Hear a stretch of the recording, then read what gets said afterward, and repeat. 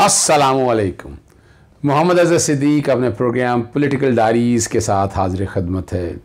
बहुत सी latest development है। 12 मार्च 2022 बरोज़ हफ्ता सुबह 7 बजे आप ये प्रोग्राम देख रहे होंगे।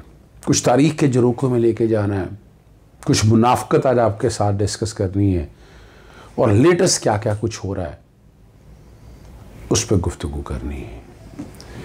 पहले कुछ तारीख़ के झरोखों में मैं लेके जा रहा हूँ, बड़ा ज़रूरी है आपको बताना। और डॉक्टर ताहिरुल क़ादरी, 1000 लोगों को इस इख्तलाफ होगा, लेकिन वो फैक्ट्स और रियलिटीज़ पे बात करते रहे। नदीम मलिक के साथ एक प्रोग्राम में थे कि लोग नवाज शरीफ और जरदारी को वोट क्यों देते हैं, और इस पर जो जवाब दिया, नज़रियात को आप एक तरफ रखिएगा, खुदारा ज़रा सुनिएगा क्या कहा। जिन भी अल्फाज में याद करें, पाकिस्तानी अवाम ने इन्हीं को चुना है। आपके इंकलाब के नारों को उन्होंने नहीं चुना। ये एक बुनियादी फर्क है, चाहे आपको अच्छा लगे या बुरा लगे, लेकिन यही पार्लियामेंट लोगों ने चुनी है। आपको उन्होंने इंतखाब नहीं किया, आपको मुंतखब नहीं किया। ठीक है, आपके सवाल को भी मैं अप्रिशिएट करता हूं, मैं तायीद करता हूं। मुझे आपके सवाल पर बिल्कुल ना नाराजगी है ना इख्तिलाफ है, और इसका जवाब यह देना चाहता हूं कि ये आज नहीं, इनसे बड़ा डाकू सियासत में तो कोई आने का इम्कान नहीं है, लेकिन बड़े डाकू भी आ जाए ना, ये पाकिस्तान के अवाम इस सिस्टम के तहत उन्हीं को चुनेंगे। अवाम को शऊर नहीं दिया गया। जब कौम को आप बनी इसराइल बना के रख दे, तो बनी इसराइल फिरौन के साथ भी खुश थी, सजदा करते थे, वो उनके बेटों को ज़िबा करता था, बच्चियों के साथ बदमुआशी करता था। बनी इसराइल कभी आवाज नहीं उठाते थे। बनी इसराइल ने कभी मूसा अलैहिस्सलाम को वोट नहीं दिया था। वो खौफ के साथ अवाम, जब आप उनकी ताकत खत्म कर दें, जुर्रत खत्म कर दें, उनको तालीम न दें, उनको सेहत न दें, उनको रोजगार न दें, उनको तरक्की न दें, तो आप उनको जिस्मानी तौर पे नहीं, नदीम मलिक साहब शऊरी तौर पे भी मार देते हैं। मेंटली भी आप उनको बिल्कुल फना करके, मफलूज करके रख देते हैं। तो जब वोट का टाइम आता है, वो नजरिए के लिए वोट नहीं देते। आप पाकिस्तान के अवाम खारजा पॉलिसी के लिए वोट नहीं देते। पाकिस्तान की सालमियत और खुद मुख्तारी का तहफ़्फ़ुज़ कौन करेगा, इसके लिए वोट नहीं देते। अहल कौन है पाकिस्तान के इक़्तिदार का, इसके लिए वोट नहीं देते। हमसाया मुल्कों में पाकिस्तान के मकाम को बुलंद कौन करेगा, इसलिए वोट नहीं देते। खारजा पॉलिसी, तालीम की पॉलिसी, हेल्थ पॉलिसी, ये कौन चलाएगा, इसलिए वोट नहीं देते। वो वोट देते हैं कि उनकी बिरादरी को पैसा कौन दे रहा है, कितने करोड़ मिले हैं, उनकी नालियां किसने बनाई हैं, उनकी गलियां किसने बनाई हैं, उनकी रोजगार नौकरियां किसने दी हैं। बस एक लम्हे के लिए अब वोट के नाम पे इस कौम को एक कारोबार मिलता है। एक लम्हे के लिए उनको पता है ये बेईमान है, किसी ने कुछ नहीं देना, जो कुछ इस वक्त निकलता है ले लो, बस पैसे चलते हैं। आप गवाह हैं खुद इस बात के, मोटरसाइकिल लगते हैं, अरबों रुपए की करप्शन होती है। इसी वजह से तो एक इलेक्शन करोड़ों और अरबों तक जा पहुंचा है। जी, आपने सुन लिया। ये मुनाफ़क़त सिर्फ बतानी थी। अभी दूसरी मुनाफ़क़त मैंने क्या बतानी है आपको कि एहसन इकबाल साहब ना कह रहे हैं कि इमरान नियाज़ी ने जिस तरह आर्मी चीफ का मजमा में तमस्खर उड़वाया और चंद रोज़ पहले यूरोपियन यूनियन के सफ़ीरों का भी जलसा में मजाक बनवाया था, उनसे उनकी ज़हनी कैफियत का पता चलता है। वो बुखला चुके हैं, जो भी वॉट एवर इट इज़। यानी आज इन्हें आर्मी चीफ याद आ गया, आज इन्हें फ़ौज याद आ गई। बिलावल भुट्टो साहब ने भी, और इसी तरह की गुफ्तगू सामने रखते हुए, तो तारीख़ के झरोकों में ना मैं फिर ले चलता हूँ आपको कमरान खान के प्रोग्राम में। कमरान खान ने आर्मी चीफ या फ़ौज के अगेंस्ट जो बयानिया किया और उसको पजीराई इंडिया वगैरह में कहाँ मिली, थोड़ा सा लंबा क्लिप है लेकिन सुनिएगा ज़रूर। पीडीएम के अफवाज पाकिस्तान और वज़ीर आज़म इमरान खान मुखालिफ बयानिए पर भारत में इस वक्त धमाल डाले जा रहे हैं। भारतीय मीडिया खुशी से निहाल हो गया है। गुजरावाला में पीडीएम के जलसे में आर्मी चीफ और DGI के खिलाफ जो बयानात दिए नवाज शरीफ साहब ने, जो उस पर गुफ्तगू की, रातों रात वो भारतीय मीडिया के डार्लिंग बन गए। इस सूरत हाल की टाइमिंग बहुत अहम है। पिछले हफ्ते मंगल को पाकिस्तान के कौमी सलामती के उमूर के मामले खुसूसी डॉक्टर मुईद यूसुफ ने भारतीय मीडिया को 2 टोक इंटरव्यू दिया था, जिसमें भारत पर पाकिस्तान में दहशतगर्दी के इल्जामात सबूत के साथ पेश किए थे। 2 दिन बाद जुमेरात को शुमाली वजीरिस्तान और गवादर में भारतीय दहशतगर्दी हुई और बदतरीन दहशतगर्दी में पाक फौज के जवानों समेत 20 अफराद को शहीद कर दिया गया। उसके अगले दिन जुमे को गुजरावाला में PDM का जलसा हुआ, जिसमें नवाज शरीफ ने पाक फौज और वजीर आजम इमरान खान को ललकारा। अब सूरत हाल ये है कि भारतीय मीडिया अपने मुल्क की माशी अबतरी कोरोना से हजारों भारतीयों की हलाकतें और रिकॉर्ड तोड़ कोरोना का फैलाव छोड़कर रोजाना हेडलाइंस में नवाज शरीफ की तकरीर की कवरेज कर रहा है। भारतीय अखबारात हो, इंडियन एक्सप्रेस, हिंदुस्तान टाइम्स और टेलीविजन चैनल हो, NDTV, times of India, India today, तमाम भारतीय न्यूज़ चैनल, भारतीय वेबसाइट्स 6 सुर्खियों से पाकिस्तान में अपोजिशन के कौमी सलामती इदारों के खिलाफ जो बयानात हैं उनकी तशरीह कर रहे हैं। Former Prime Minister Nawaz Sharif has launched the most direct attack on any sitting army chief launched by any Pakistani politician ever. Pakistan की सरकार ने उन्हें भगोड़ा घोषित कर दिया। इसके बाद से ही नवाज शरीफ ने पाकिस्तानी सेना, ISI और इमरान खान के खिलाफ मोर्चा खोल दिया है। नवाज शरीफ ने जनरल कमर जावेद बाजवा पर संगीन आरोप लगाते हुए कहा है कि बाजवा ने ही उनकी सरकार को गिराया था और इमरान खान को पाकिस्तान का प्रधानमंत्री बनवाया। नवाज इतने पर ही नहीं रुके, उन्होंने पाकिस्तान में फैली बदहाली, भुखमरी और भ्रष्टाचार के लिए भी जनरल कमर जावेद बाजवा को ही जिम्मेदार ठहराया है। Past weeks have seen growing turmoil in Pakistan, with slogans also being raised against the Pakistan Army and the Army Chief General Qamar Javed Bajwa. Pakistan की राजनीति में इस घमासान की जो खास बात है वो ये है कि इमरान के साथ साथ निशाने पर पाकिस्तान की आर्मी और आर्मी चीफ कमर जावेद बाजवा भी हैं। इस पूरी सूरत हाल पर भारत में इस पाकिस्तान की सियासी कैफियत पर रद्द-ए-अमल पर हम बात करेंगे। हमें ज्वाइन कर रहे हैं दिफाई उमूर के नामवर तज़कियाकार हैं, न्यूज़पेपर कॉलमनिस्ट है, air vice marshal retired Shahzad Chaudhry. बहुत बहुत शुक्रिया मार्शल साहब। हमने एक झलक दिखाई है भारतीय मीडिया में इस वक्त एक धमाल किसी कैफियत है पाकिस्तान में, जो अपोजिशन नैरेटिव सामने आया, ख़ास तौर पे जनाब नवाज शरीफ का उस हवाले से जो भारत में इस वक्त जिस अंदाज से उसकी कवरेज हो रही है, जिस तरह से उसकी तशहीर हो रही है, आप इसको कैसे देखते हैं? देखिए, खान साहब, सुनजू ने कहा था कि किसी भी जंग की बेहतरीन जो जीत होती है वो ये होती है कि जब बगैर फायर किए आप अपने दुश्मन को मात दे दें। और दुश्मन को मात देने का सबसे बड़ा जो जरिया है, वो तरीका होता है, वो ये है कि उसकी अफवाज और उसके लीडर्स और उसके कमांडर्स के बीच में एक बहुत बड़ा शिगाफ पैदा कर दिया जाए, जहां पर कि किसी किस्म का कोई राब्ता ना रहे और वो अपने अहकामात पर अमल ना करवा सके।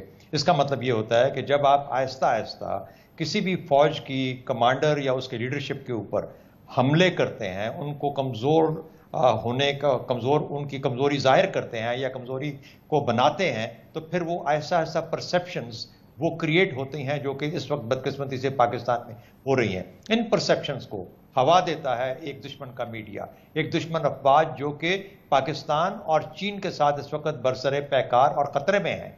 वो बहुत ज़्यादा परेशानी में है, उनके अंदर भी बहुत सारी कमज़ोरियाँ हैं और उनको ये मौका मिल गया है कि वो जो अपनी तोपों का रुख है वो अपने अंदरूनी मसाइल की बजाय पाकिस्तान की अफवाज पे ले आए। उन्होंने हमेशा से कहा है कि पाकिस्तान को गिराने में और पाकिस्तान को खुदा न खास्ता उनको बहुत शिकस्त देने में, बुरी शिकस्त देने में अगर कोई चीज़ हायल है तो वो पाकिस्तानी अफवाज है। आज हम जिस किस्म की गुफ्तगू करते हैं, हम उस बयानिए, उस पैराए को तकवीयत देते हैं जो कि दुश्मन इस्तेमाल करता है।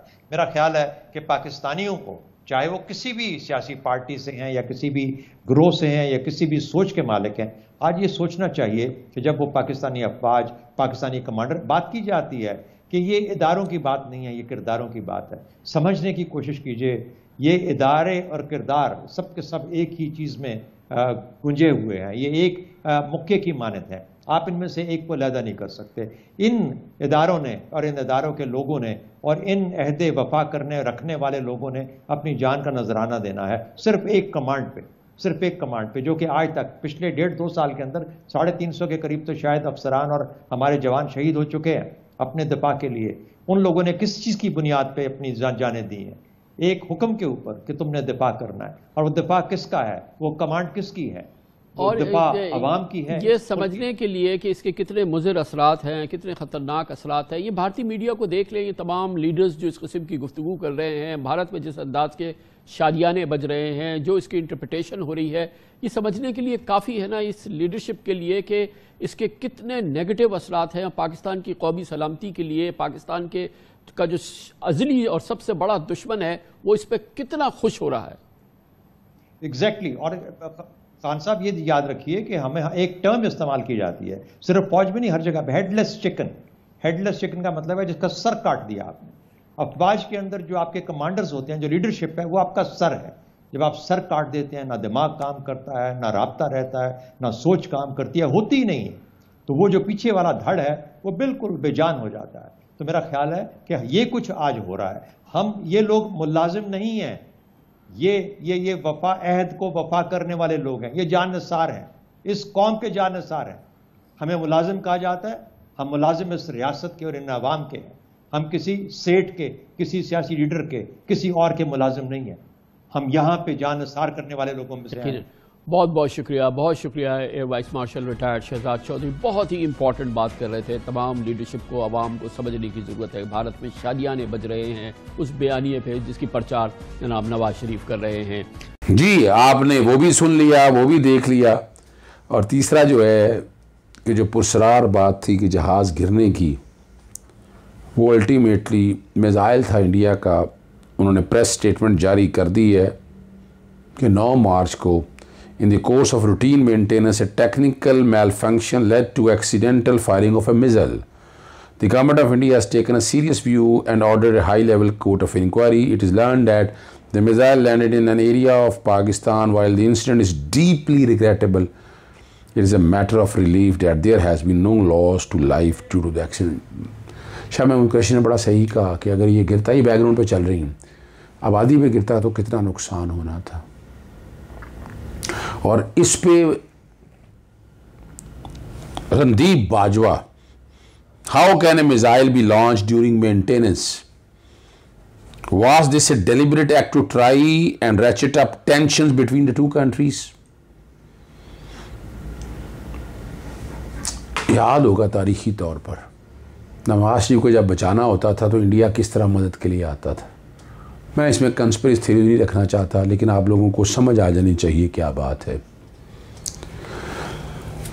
इंटरनेशनल कंस्पिरेसी की बात हो रही है तो अमेरिकी कांग्रेस का पाकिस्तान पर पाबंदियां आयद करने का मुतालबा है। ये बड़ी परेशान कुन खबर है। और कहा है कि पाकिस्तान को दहशतगर्दी की माली मावनत करने वाली रियासत करार देने के लिए एक बिल पेश कर दिया गया। ठीक है जी, पेंसिल्वेनिया रिपब्लिकन का कांग्रेस स्कॉट बेरी की तरफ से ये पेश किया गया। बिल में पाकिस्तान पर पाबंदियां आयद करने का मुतालबा भी किया गया। ये बिल हाउस कमेटी बाय अमूर खारजा को रेफ़र कर दिया गया। बिल में पाकिस्तान में जिन पाबंदियों पर वो जिक्र करने की तजवीज़ दी गई है, बैरूनी इमदाद, दिफाई मसनूआत की बरामद और फ़रोख्त, दोहरे इस्तेमाल की खालिस मखसूस अशिया की बरामद और दीगर माली पाबंदियाँ शामिल है। इस वक्त सिर्फ 4 ममालिक ऐसी हैं जिन्हें दहशतगर्दी की माली मुआवनत करने वाले ममालिक की फहरिस्त में शामिल किया गया। उनमें क्यूबा, शुमाली कोरिया और ईरान और शाम शामिल हैं। अब ये सारी चीज़ें आप तक सिर्फ ये बतानी है, पाकिस्तानी सफ़ीर मसूद खान के कश्मीरी और पाकिस्तानी ग्रुपों के साथ जो है ना मुबैना रवाबित की तहकीकात पर भी यानी बड़ी तकलीफ़ और दिक्कत है। जो बाइडन ने इस बात को नहीं माना था। अगले दौर को पता है, कल का जलसा था वज़ीर आज़म इमरान खान साहब को, और बड़ा खुल के बोले और बहुत से लोगों को इस पर इख्तलाफ है, लेकिन गिरेबान में झांकने की बातें वो अगर समझ आ जाएँ, देख लें। लेकिन इसका असर क्या हुआ? इलेक्शन कमीशन ने रोका था, वो नोटिफिकेशन आपके पास ऑलरेडी मौजूद है। इलेक्शन कमीशन ने वज़ीर आज़म और वज़रा को नोटिस जारी कर दिया है। और ठीक है ना, ये तीमरगरा में ज़ाब्ता खिलाफवर्जी पर नोटिस जारी किया है। वफाकी वज़रा में शाह महमूद कुरैशी, परवेज़ खटक, असद उमर और मुराद सईद, और वज़ीर आला जो हैं महमूद खान और सूबाई वज़रा को नोटिस जारी किया है, और कि वो ख़ुद पेश हों या वकला के ज़रिए पेश हों। ये रात को कल खैबर पख्तूनख्वा का ज़िला दीर में ये सारा कुछ किया है। और ये कहा कि इलेक्शन कमीशन ने वाबी ओहदा के में रखने वालों को जलसे में शिरकत से मना किया। ये होता है इंतखाबी जलसों के हवाले से। और यहाँ वाज़ेह तौर पर उन्होंने जिक्र किया है कि इलेक्शन एक्ट 2017 के सेक्शन 181A की खिलाफ वर्जी है। नई शिक पार्लियामेंट सूबाई असम्बली या बल्दियाती हुकूमत के मुंतखब मशमूल आइन या किसी कानून के तहत अहदे पर फ़ायदा रखने की इजाज़त देती है, वो जलसे में खिताब कर सकते हैं। ये उनका कहना है। Election commission in action. Lahore high court में माहौलियाती आलूगी के हवाले से केस बड़ा अहम है। आपने देखा होगा माल रोड पे जश्न मुहारा पे चरागा किया हुआ है, तो ग्रीन बेल्ट पे जनरेटर लगाए गए हैं और 14 मार्च तक हटाने का हुक्म दे दिया जनरेटर्स के हवाले से। जैसे शायद की ने समाअत की है, PHA ने कहा कि चरागा के लिए जनरेटर चलाए हैं, ग्रीन बेल्ट्स पर कैसे जनरेटर लगाए जा सकते हैं। माहौली आलूगी पैदा होती है और इस पर बाकायदा आप लेस्को वगैरह या उनको मिलाकर उनसे हवाले से चीज़ें सामने रखें तो आपको बात समझ आ जाएगी। सिंध हाई कोर्ट में मुकदमा दर्ज के ख़िलाफ़ मोहसिन बेग की दरख्वास्त की समाअत है और मोहसिन बेग के घर पर छापा का ख़ास पस मंज़र है। अटॉर्नी जनरल खालिद जावेद ने, हम नहीं चाहते किसी के साथ ज़्यादती हो। मोहसिन बेग को अगस्त में नोटिस दिया गया कि इंक्वायरी जारी थी। मनी लॉन्ड्रिंग का मुकदमा 16 फरवरी को दर्ज किया गया। मेरे पास कि इसकी बहुत ज़्यादा तफसीलात नहीं, मैंने इतना मुताला किया है। एक ही दिन में 3 मुकदमा दर्ज कर ली गई है। लतीफ़ खोसा ने कहा जो कानूनी मुआवनत है वो चाहे मैं हाज़िर हूँ, FIA को तफ्तीश करने दे और इस मरहले पर मुकदमा ख़त्म करना मुनासिब नहीं होगा। हुकूमत के ख़िलाफ़ जाने का मेरा जैसा रिकॉर्ड भी इतना किसी का नहीं होगा।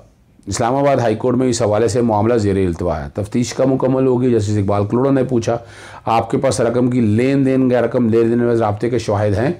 ये अदालत ने रिमार्क्स पूछे थे। अगर 10 लोग राब्ते में थे तो किसी एक के बारे में कैसे यकीनी तौर पर कहा?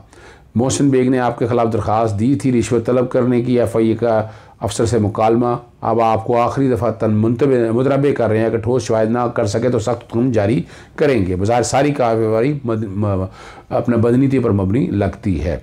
अदालत ने अभी तक की तहकीकात का मुकम्मल रिकॉर्ड तलब कर लिया। सारी कार्रवाई जो है ये वकील कह रहे हैं मबनी है और ये समाअत जो है रिकॉर्ड का जायज़ा लेकर 25 मार्च तक का कहा है कि वो सारे मामले को फाइनल करेंगे।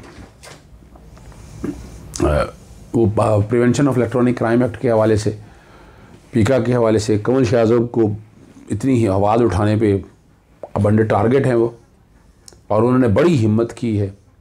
लेकिन साथ साथ जो है स्पीकर पंजाब असम्बली चौधरी परवेज़ इलाही, वफाकी वज़ीर आबी वसाइल मोनस सलाई से मीडिया जॉइंट एक्शन कमेटी के अरकान की मुलाकात और तहफ़्फ़ुज़ात का उन्होंने आगाह किया।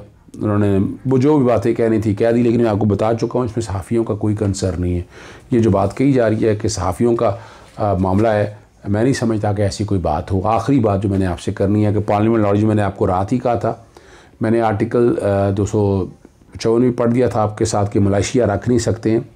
और पार्लियामेंट लॉजेस में अंसारुल इस्लाम के दाखिले का मामला जो है थाना सेक्रेटरीट ने मुकदमा दर्ज कर लिया है। 16 अफराद नामजद हैं जबकि 20 में से 3 अफराद जो है नामालूम हैं। मुकदमा कार्य सरकार में मुदाखलत, हजूम इकट्ठा करने, बलवा करने की दफ़ात जो है ना वो शामिल है। इजाज़त चाहूँगा। अस्सलाम वालेकुम, अल्लाह हाफ़िज़। पाकिस्तान जिंदाबाद।